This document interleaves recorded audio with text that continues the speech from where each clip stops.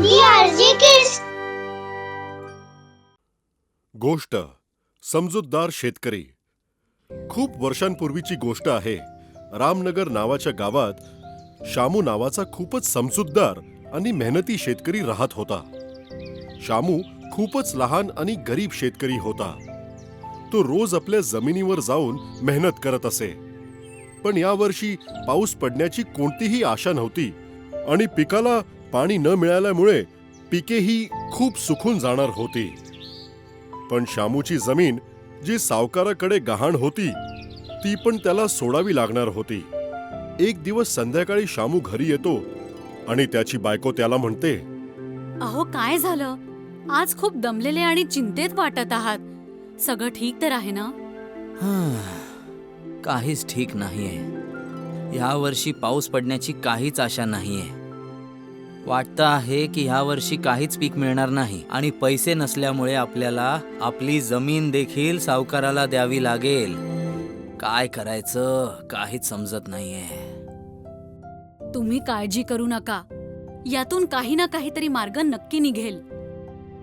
बरोबर बोलतेस. आता फक्त त्याचाच आधार आहे. मी पण काही ना काही करून हाच विचार करतो की काही ना काही मार्ग नक्कीच निघेल ज्याने आपण आपली जमीन वाचवू शकू. हे बोलून ते दोघं झोपून जातात आणि दुसऱ्या दिवशी पंचायतीत सर्व शेतकऱ्यांना बोलवलं जातं. सगळे शेतकरी पीक नसल्यामुळे चिंतातूर असतात. तिकडे शहरातून बिल्डर पण आलेला असतो. बिल्डर त्यांना पैशाचे लालच देऊन शेतकऱ्याची जमीन ताब्यात घेणार असतो. माझ्या शेतकरी मित्रांनो, तुम्हा सगळ्यांना माहिती आहे की या वर्षी पाऊस न पडल्यामुळे आपली शेती सुकून गेली आहे. त्यामुळेच हे सद्गृहस्थ आपली मदत करू इच्छितात. मित्रांनो, तुमची जमीन पाऊस न झाल्यामुळे काहीच कामाची राहिली नाहीये आणि आता सगळ्यांना नुकसान पण होणार आहे. जर तुम्ही तुमची जमीन आम्हाला दिली तर आम्ही तुम्हाला मोदल्याबरोबर ही एक घरही देऊयात, ठीक आहे? सगळे गरीब शेतकरी विचार करतात की जमीन बिल्डरच्या नावे करून टाकूयात. तर तुम्हा सगळ्यांकडे 1 महिन्याचा वेळ आहे. जर तुम्ही सगळ्यांनी आपली जमीन दिलीत तर आम्ही तुम्हाला मोबदल्यात खूपच पैसे देऊया, ज्यामुळे तुम्हाला परत कधी रुपया पैशाची चिंता करायची गरज लागणार नाही. सगळे शेतकरी बिल्डरची माहिती ऐकतात आणि घरी निघून जातात. पण शामू शेतकऱ्याला काहीतरी खटकतं आणि शामू शेतकरी बिल्डरचा पाठलाग करत त्याच्या घरापर्यंत जातो आणि त्याचं बोलणं ऐकतो. हे सगळे मूर्ख शेतकरी आता आपल्या आपल्या जमिनी कमी किमतात माझ्या नावे करतील आणि सगळ्या जमिनींना एकत्र विकून मी खूप सारे पैसे कमवेन. मूर्ख शेतकरी. शामू या सगळ्या गोष्टी ऐकतो आणि आपल्या घरी जातो.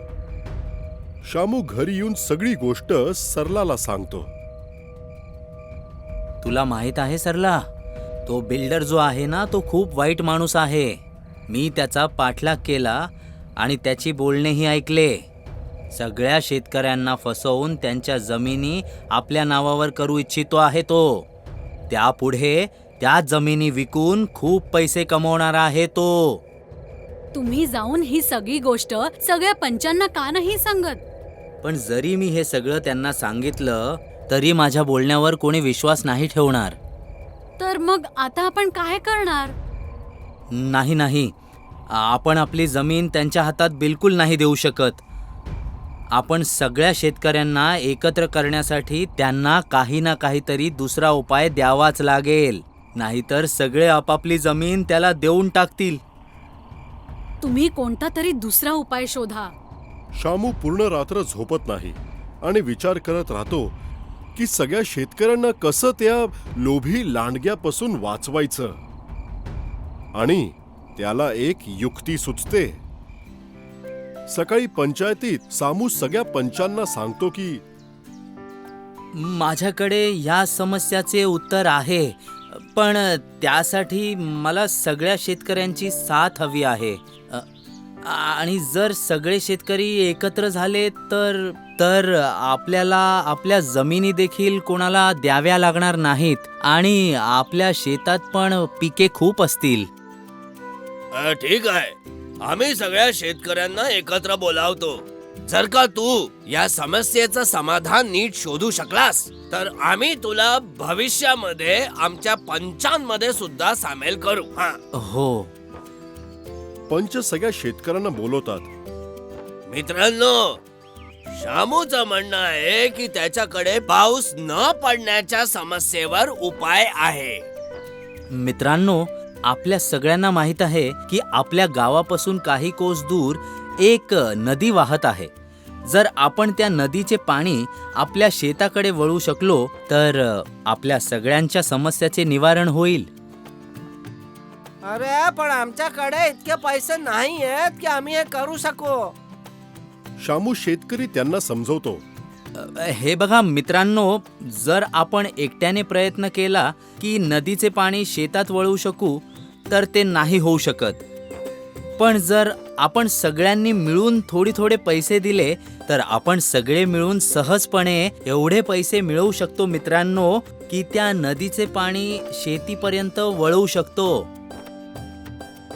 शामू त्यांना हे पण सांगतो की कशी त्यांनी बिल्डरची गोष्ट ऐकली आणि तो त्यांच्या जमिनी स्वस्त दरात विकत घेऊन खूप पैसे कमवू इच्छितो. मित्रांनो, जर आपण एकत्र असू तर ही समस्या खूप लहान आहे. आपण ह्यापेक्षाही मोठमोठ्या समस्यांचा सामना करू शकतो.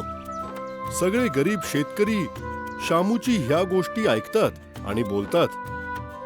ठीक आहे शामू, तू बरोबर बोलतो आहेस. आम्ही सगळे पैसे द्यायला तयार आहोत. हो, आम्ही सगळे पैसे देऊया. हो, आम्ही पैसे देऊया. सगळेच थोडे पैसे शामूला देतात, ज्यामुळे त्याच्याकडे एवढे पैसे होतात की ज्याच्याने तो नाला बनवण्याचे काम सुरू करतो. सगळे शेतकरी एकत्र येऊन नाला बनवायला मदत करतात आणि काहीच दिवसात नाला बनून तयार होतो आणि सगळ्यांच्याच शेतात पाणी यायला लागतं. सगळ्या शेतकऱ्याच्याही पिकेही उगवायला लागतात. पंचायतमध्ये शामू आणि बाकी सगळ्या शेतकऱ्यांना बोलवलं जातं. बिल्डरला कळतं की आता त्याच्या जाळ्यात कोणीच येणार नाही आणि तिकडून तो पळून जातो. सगळे पंच शामूच्या हुशारीमुळे खूपच आनंदी होतात आणि त्याला पंच बनवण्याचा निर्णय घेतात. शामू, ज्या प्रकारे तू हुशारीने सगळ्यांच्या जमिनी वाचवल्या आहेत, आम्ही तुला पंचांमध्ये सामील करत आहोत. शामू पंचाचे आभार मानतो आणि बोलतो.